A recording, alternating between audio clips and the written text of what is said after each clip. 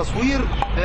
نحن الآن في سوق المنزل بعد السوق بقليل حسب رواية رجال البحث الجنائي اللي الحقيقة أيضا بيقوموا بدور أكثر من رائع هنا في منطقة ناهية.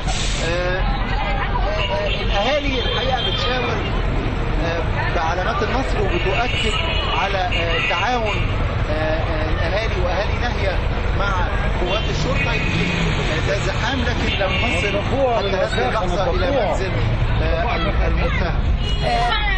محمد، هل لي أن أسأل إذا كان يعني هذا السؤال لا يؤثر على الدواعي الأمنية التي أنتم يعني في المهمة التي تقومون بها؟ ما اسم المتهم الذين تتوجهون له؟ وما هي يعني غير حيازة الأسلحة، ما هي تهمته بالضبط في الضبط والإحضار؟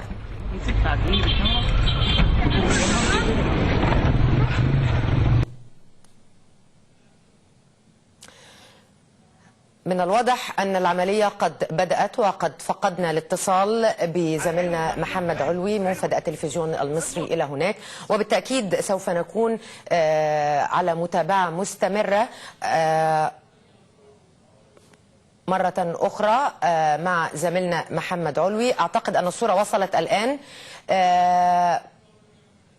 والنقل الذي على الهواء مباشرة الآن هو العملية تتم في هذه اللحظة التي ترونها على شاشة التلفزيون المصري.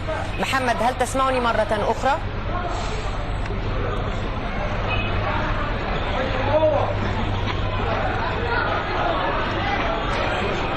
أسمعك جيدا رشا. من الواضح أن العملية بدأت الآن، لأن أنا ما يعني لسه سامعة أن القوات بدأت تقول للمواطنين خش جوه، بمعنى ضمان السلامة للمواطن ألا يسير في الشارع. بالفعل هذا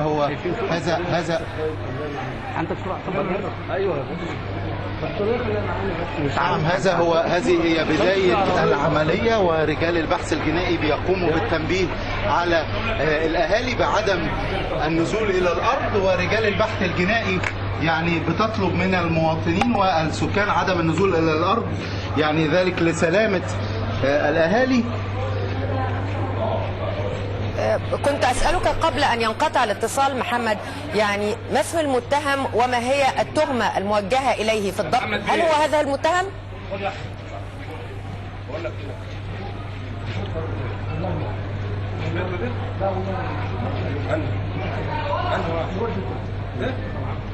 يعني إذن لي التهمة هو سرقة الأسلحة من داخل مركز شرطة كرداسة.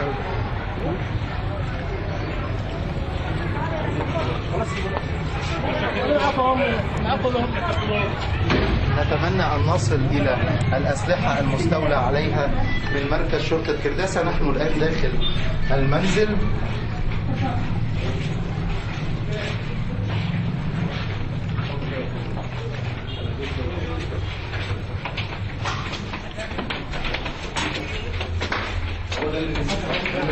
أود أن أنوه لمشاهدينا الكرام أن هذا النقل وهذا الحدث على الهواء مباشرة، وليس المكان مهيأ للتصوير بشكل كامل، فيمكن الإضاءة تكون في بعض الأحيان غير واضحة، لأن النقل على الهواء مباشرة وقت محاولة القبض على المتهم.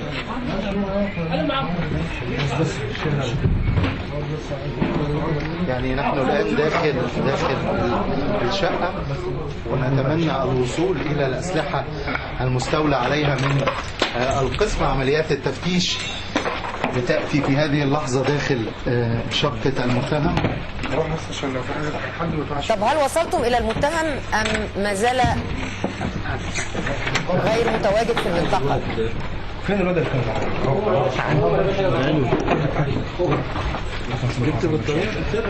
المتهم الآن أمامنا. المتهم أمامنا الآن. المتهم أمامنا الآن، ويعني عمليات التفتيش بتجري على قدم وساق هنا داخل منزل المتهم.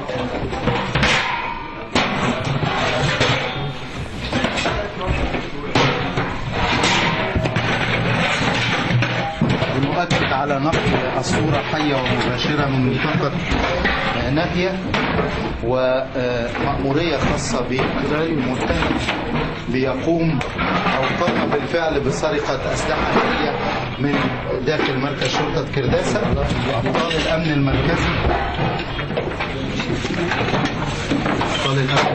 الحقيقة بيقوموا بدور أكثر من رائع، وأيضا رجال البحث الجنائي.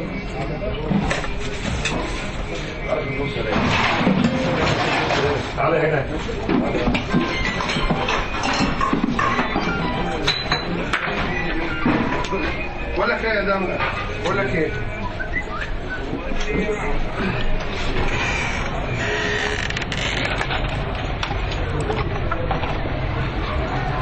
يعني بنرى الآن عمليات التأمين من قوات الأمن المركزي أسفل المنزل حتى تتمكن الأجهزة الأمنية ورجال البحث الجنائي من القيام بدورهم. الآن سننتقل إلى منزل آخر وعملية مناقشة للمتهم. المتهم أرشد عن منزل آخر سنتوجه إليه بعد هذه المناقشة. هل وجدتم أي أسلحة في هذا المكان؟ والله ما اعرف. يعني بص، في بيت ساعدني في البلد كتير مش قليل. حتى هذه اللحظة لم يتم العثور على أي أسلحة، لكن المتهم أرشد إلى البحث الجنائي وسننتقل إلى منزل آخر، ولكن بعد الانتهاء من مؤيدين كتير أول ما نزلنا لهم كل حاجة. احنا كل الجيش او شرطه تساعدك انت وتساعد والله ده اللي احنا عايزينه، ده اللي احنا عايزينه، وده اللي بنتمناه من ربنا إن البلد تستقر. عليك شاشة باشا كندش. يلا باشا ننزل. يلا معانا باشا ولا ايه؟ يلا باشا. يلا باشا. يعني الآن نحن على السلم بننتقل إلى منزل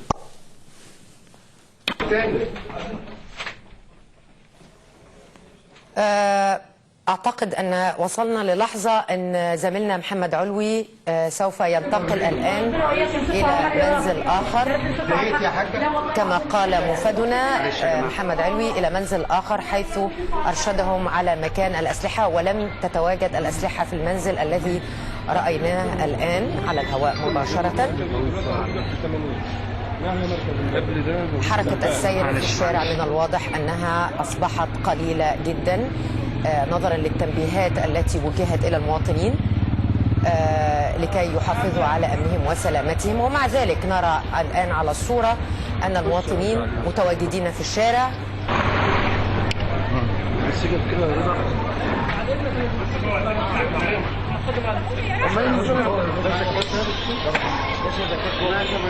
يعني الآن العثور على كاب خاص بالأمن المركزي. هذا الكاب خاص بتاع ايهاب مرسي، مقدم ايهاب مرسي يا جماعه. خلي بالك من البيت ده يا عصام. هذا الكاب خاص بالمقدم ايهاب مرسي الذي استشهد في مركز شرطه كرداسه. هذا هو الكاب الشخصي به، وهذا هو دم المقدم ايهاب مرسي.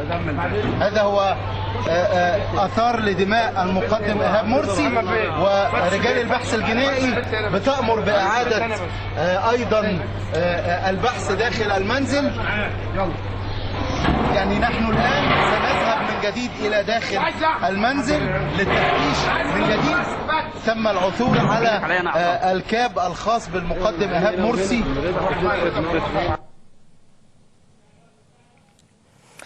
مشاهدينا الكرام، أعتقد أنكم رأيتم آخر التطورات وبظهور الكاب الخاص بالمقدم أيمن مرسي والذي استشهد في مركز قسم كرداسة. هذا دليل على أن هناك أسلحة متواجدة أو أن هناك آثار الجريمة التي ارتكبوها. معايا عصام، عينك عليها. خلاص اقفل عشان ما حدش يتعوض.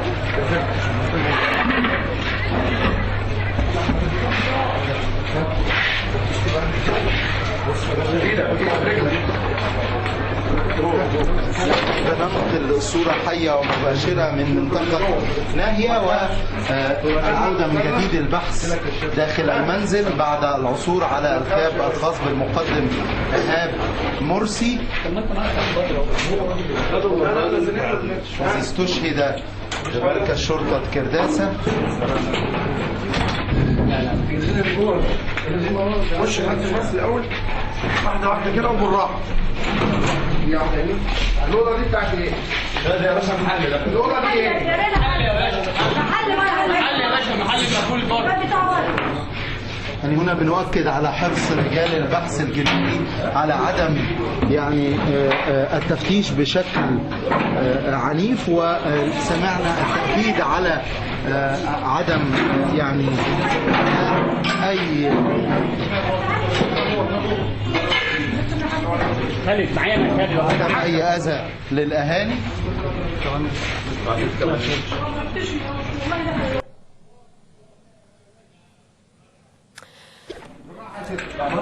نحن متواصلون معكم حتى هذه اللحظة في هذا النقل الحي والمباشر من منطقة ناهية، حيث ما يزال البحث مستمرا عن الأسلحة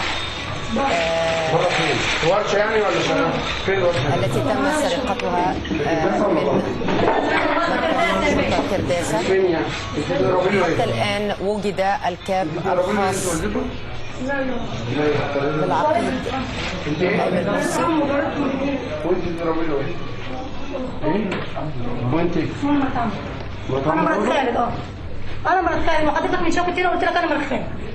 والله في مشكله يعني؟ ما فيش اي مشاكل. معلش والله ما في اي مشاكل. لا والله ما فيش مشكله. والله ما في اي حاجه. يعني بيجي ولا بيضرب بره؟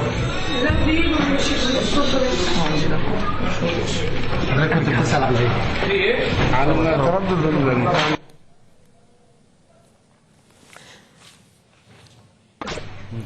مشاهدينا الكرام، ما زلنا معكم على الهواء مباشرة، وبالتأكيد أن الصورة تأتي وتنقطع من خلال ما يحدث الآن في عملية الضبط والإحضار لأحد المتهمين. في حاجه هذه المنطقة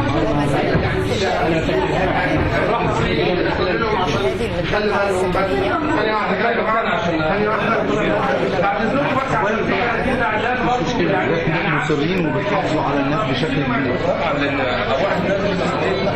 صح كده تأمين أرواح الناس وممتلكاتها والتفتيش يتم بمعرفة الضابط. وجود الكاب الخاص بأحد شهداء ومذبحة كرداسة بيؤكد ده على بيدل على صدق معلوماتنا وبيدل على ان احنا شغالين وبيدل على ان احنا الناس اللي بنعمل عليها معلومات وبننزل نفتشها بعد استخدام من النيابه العامه على ان احنا شغالين صح. أشكرك سيدنا. امرك. والله الواحد منهم يشتغل في المرور كلهم اقسم بالله العظيم. اقسم بالله العظيم واحد منهم يشتغل. هو حضرتك كلهم بص اللي هو اقسم بالله العظيم. تقول حاجه ولا ايه؟ معاك يعني احنا لسه موجودين داخل احد المنازل اللي بيتم تفتيشها. التأكيد من قبل رجال البحث الجنائي على التعامل. ايه ده محمود؟ ايه؟ ده الباب ده بتاع المحل اللي هنا، باب المحل اللي هنا.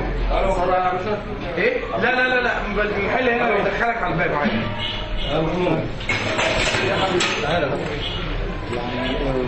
كان استفسار من رجال الأمن المركزي عن وجود بوابة داخل المنزل.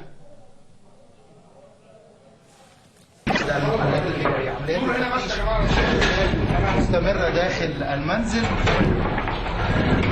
أنتم ما زلتم في نفس المنزل يا محمد؟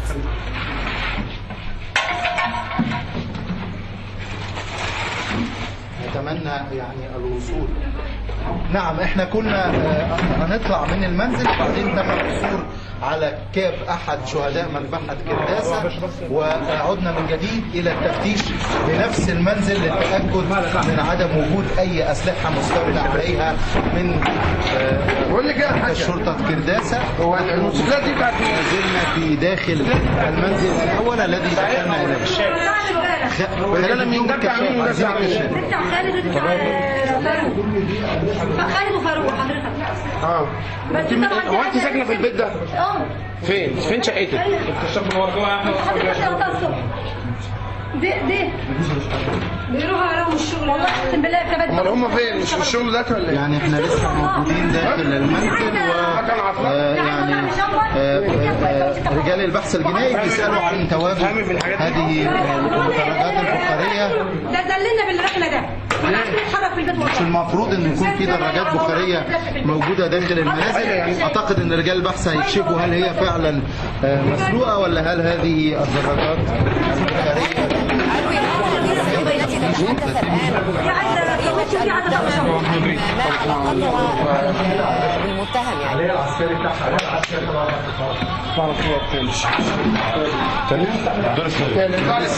في نفس المنزل، هنطلع تاني للدور الثالث بنفس المنزل. وجود يعني الكاب الخاص بأحد شهداء مذبحة إلى خروج رجال البحث الجنائي، لذلك بعد الخروج من المنزل عدنا من جديد بعد العثور على الكاب.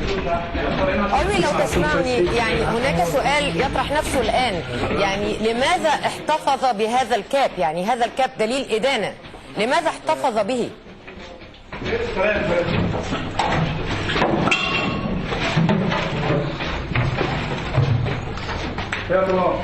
يعني دائما وابدا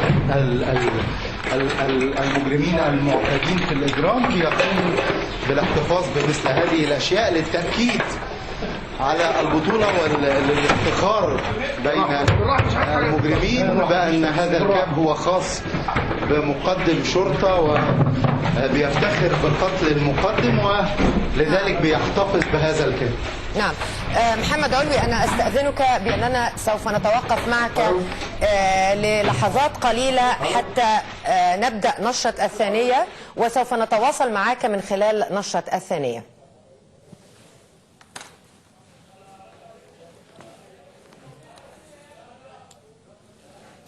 مشاهدينا الكرام، أحييكم من جديد ومع نشرة الثانية من التلفزيون المصري.